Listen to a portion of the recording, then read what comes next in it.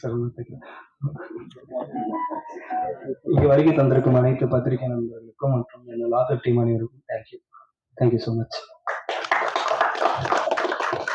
Thank you so much sir. அடுத்தபடியாக படத்துல ஒரு முக்கியமான கதாபாத்திரம் பிளே பண்ணிருக்கிற ஆறுமுகம் அவர்களே பேச இருக்கிறோம்.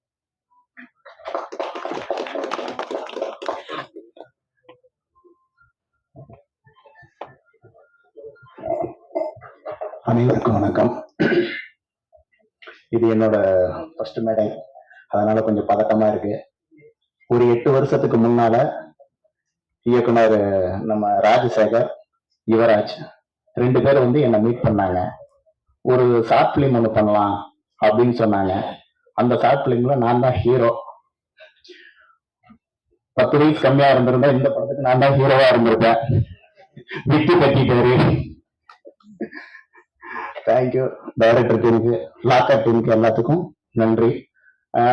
என்ன சொல்றது, நாங்க 3 பேருமே ஒரு கரூர், அதை பதிவு பண்ணணும்.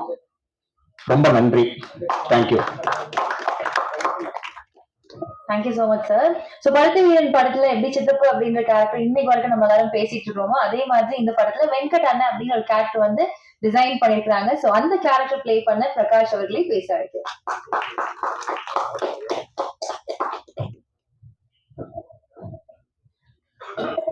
முதலில் என்னை பெற்றோர்களுக்கு இந்த மேடையில் நான் நன்றி கலந்த வணக்கத்தை தெரிவித்துக் கொள்கிறேன்.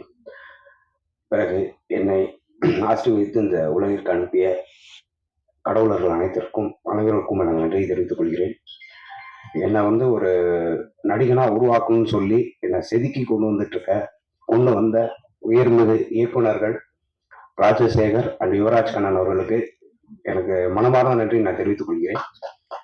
அப்புறம் என்னை வாழ வச்சுட்டு இருக்கிற அனைத்து நண்பர்கள், கலையுலக நண்பர்கள் அனைவருக்கும் நன்றி. அப்புறம் இந்த படத்துல வந்து எனக்கு வந்து தனியா ஃபோக்கஸ் பண்ணி நிறைய விஷயங்கள் பண்ணி கொடுத்த உயர்மிகு ஒளிப்பதிவாளர் தடியதாசன் அவர்களுக்கு மிக்க நன்றி. எடிட்டிங்ல நல்லா காமிச்சு என்னை கொண்டு வந்திருக்கிற மிஸ்டர் எடிட்டர் ஸ்ரீகாந்த் அவர்களுக்கு நன்றி.